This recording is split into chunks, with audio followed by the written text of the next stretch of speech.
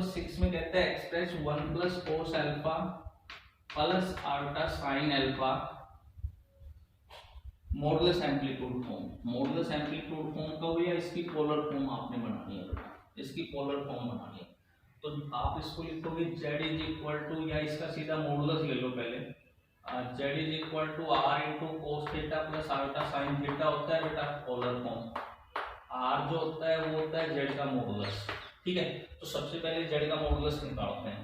तो z आपको दे रखा है 1 प्लस कोस alpha plus alpha sine alpha, ये आपको z दे रखा था बेटा, इसका मॉडुलस करते हैं। तो z का मॉडुलस इज इक्वल टू पहले रियल पार्ट का स्क्वायर 1 प्लस कोस अल्फा का स्क्वायर और प्लस इमेजिनरी पार्ट का स्क्वायर साइन अल्फा का स्क्वायर और इसका रूट बेटा।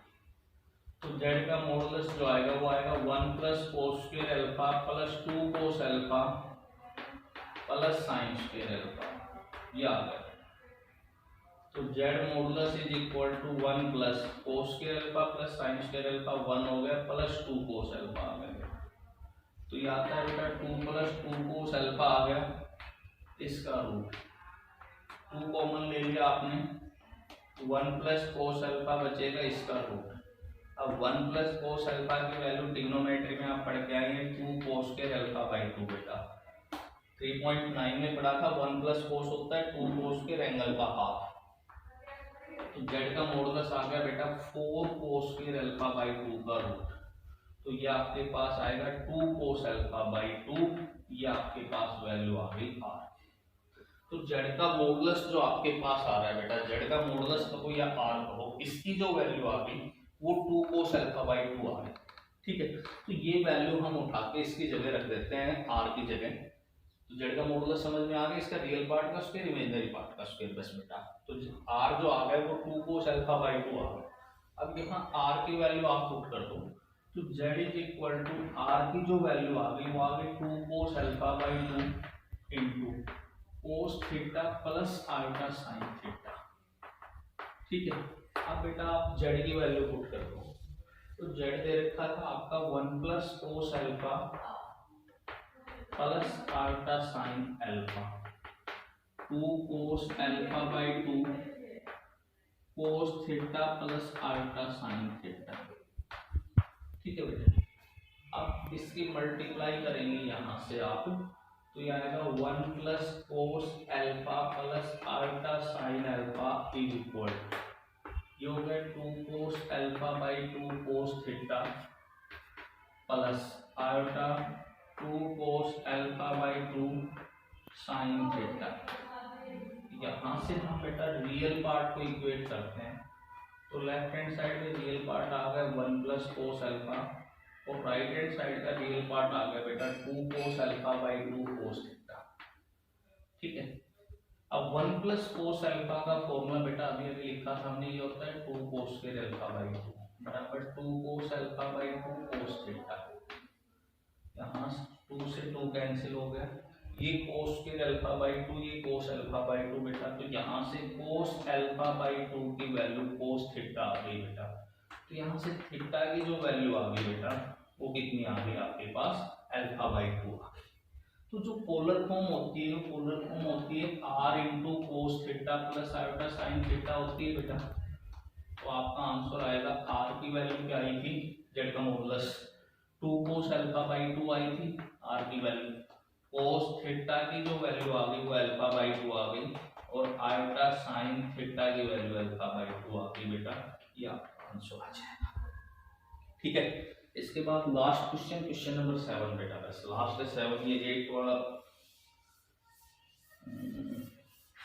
7 तक ही करना आप। लास्ट क्वेश्चन 7 है बेटा इसका।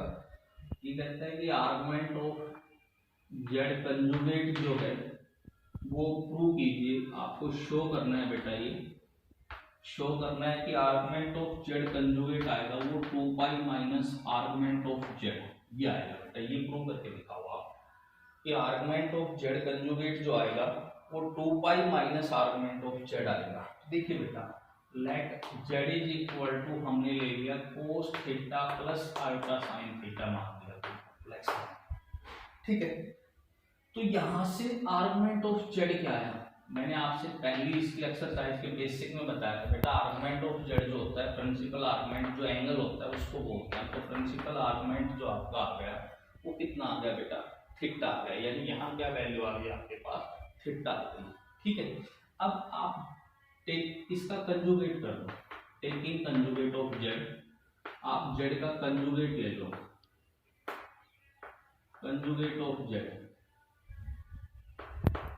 जेड का आप कंजुगेट करोगे तो ये जेड कंजुगेट जो आ गया बेटा, ये आपका आ गया cos theta minus iota sine theta. ठीक है, अब हमें चाहिए आर्गुमेंट ऑफ जेड कंजुगेट, तो जेड कंजुगेट का आर्गुमेंट चाहिए हमें। तो सबसे पहले इसको आप पोलर फॉर्म करोगे तो वो होती कोस theta plus iota sine theta होती है बेटा, लेकिन यहाँ तो माइनस आ गया, तो हम इसको क्या लिखेंगे, Z conjugate is equal to cos theta को मैंने लिख दिया कोस 360 माइनस थीटा।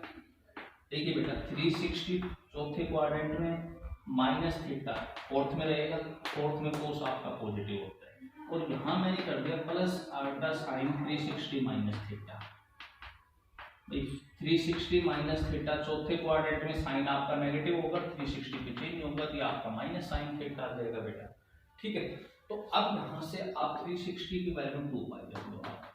360 को हमने रख दिया 2 पाई माइनस थीटा और प्लस आयोटा साइन 360 को भी मैंने 2 पाई माइनस थीटा रख दिया।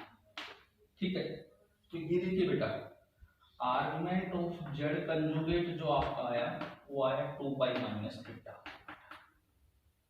आर्गुमेंट ऑफ जेड कंजुगेट जो आया cos theta plus iota sine theta, तो ये आया 2 पाई माइनस थीटा। अब थीटा की वैल्यू फ्रॉम इक्वेशन फर्स्ट से, put value of theta from equation first, तो ये आएगा argument of Z conjugate is equal to 2 pi minus theta. Theta की वैल्यू क्या आ रही थी, आर्गुमेंट ऑफ जेड, तो यही बेटा आपको शो करना था कि आर्गुमेंट ऑफ जेड कंजुगेट जो आपका आएगा वो 2 pi minus argument of Z आएगा। ठीक है बेटा, तो ये आप यहाँ तक कर लेना इस एक्सरसाइज को। इसके साथ ही कॉम्प्लेक्स नंबर आपका खत्म हो गया। इसका बी पार्ट है क्वाड्रेटिक इक्वेशन, वो मंडे को करें।